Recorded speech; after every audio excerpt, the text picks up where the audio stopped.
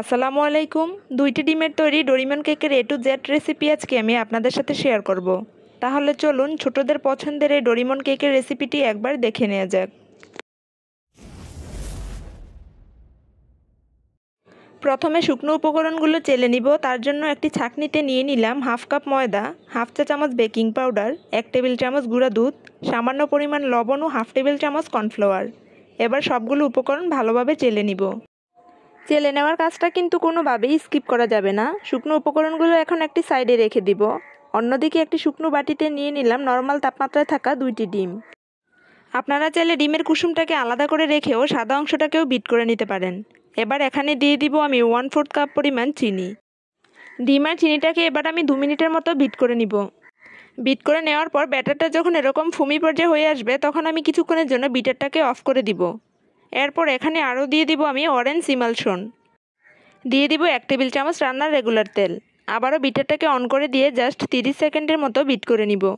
এ পর্যায়ে কিন্তু বেশিক্ষণ বিট করা যাবে না, কারণ তাহলে ব্যাটারের ফুমি ভাবটা নষ্ট হয়ে যাবে। এই তো বিট করা শেষ। এবার এখানে আমি অল্প অল্প করে শুকনো উপকরণগুলো 2 থেকে 3 বারে অ্যাড করে দিব এবং খুবই সাবধানতার সাথে মিশিয়ে নিতে হবে, কারণ এই মিশিয়ে নেওয়ার কাজটা যদি খুবই তাড়াতাড়ি মেশাতে যান তাহলে কিন্তু একেবারেই ব্যাটারের ফুমি পর্যায়ে নষ্ট হয়ে যাবে আর কেকটা কিন্তু কোনোভাবেই সফট হবে না। মিশিয়ে নেওয়া হয়ে গেলে এবার আগে থেকে বেকিং পেপার প্লাস তেল মাখিয়ে নেওয়া মোল্ডে কেকের ব্যাটারটা ঢেলে নিব। কয়েকবার কেকের মোল্ডটাকে একটু ট্যাপ করে নিব, এতে করে যদি কেকের ব্যাটারের ভিতর কোনো এয়ার বাবলস থাকে তাহলে তা বেরিয়ে আসবে। অফ ক্যামেরায় কেকটাকে আমি প্রায় 35 মিনিটের মতো সময় নিয়ে বেক করে নিয়েছি। মাশাআল্লাহ, দেখুন কেকটা আমার হয়ে গেছে। এবার কেকটাকে আমি মোল্ড আউট করে নিব। আজকের কেকটিকে আমি 2টি স্লাইস করে কেটে নিয়ে তারপর ডেকোরেশন করে নিব।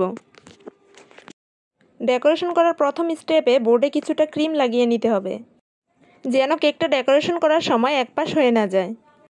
এবার কেকের একটি স্লাইস বসিয়ে এর মধ্যে আমি কিছুটা সুগার সিরাপ দিয়ে নিব। কিছুটা ট্রপিক্যাল ক্রিম দিয়ে এবার আমি পুরো কেকের স্লাইসটাকে কভার করে নিব। এবার কেকের দ্বিতীয় পার্টটা বসিয়ে এর উপর আবারও কিছুটা আমি সুগার সিরাপ দিয়ে দিব।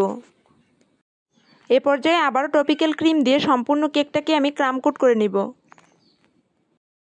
কেকের উপর আগে থেকে আমি ডোরিমন কেকের মুখটা এঁকে নিয়েছিলাম। এবার সেই দাগের উপর মেল্ট করা চকলেট দিয়ে দিব। পুরো মুখটা এঁকে নেওয়া হয়ে গেলে ছোট স্টার নজেল দিয়ে এবার আমি ডেকোরেশন করে নিব। হোয়াইট কালার দিয়ে ডেকোরেশন করা হয়ে গেলে এবার কিছু অংশ পিঙ্ক কালার দিয়ে ডেকোরেশন করে নিব। সম্পূর্ণ মুখটা হয়ে গেছে। আবারও মেল্ট করা চকলেট দিয়ে দিব সেই দাগের উপর, যেন ডোরিমনের নাক চোখগুলো ভালোভাবে বোঝা যায়। সবশেষে এবার কেকের বাকি অংশটাকে আমি ব্লু কালার দিয়ে ডেকোরেশন করে নিব। এই তো ফাইনালি কেকটা আমার কমপ্লিট হয়ে গেছে। আশা করি আজকের এই কেকের রেসিপিটা আপনাদের কাছে ভালো লেগেছে।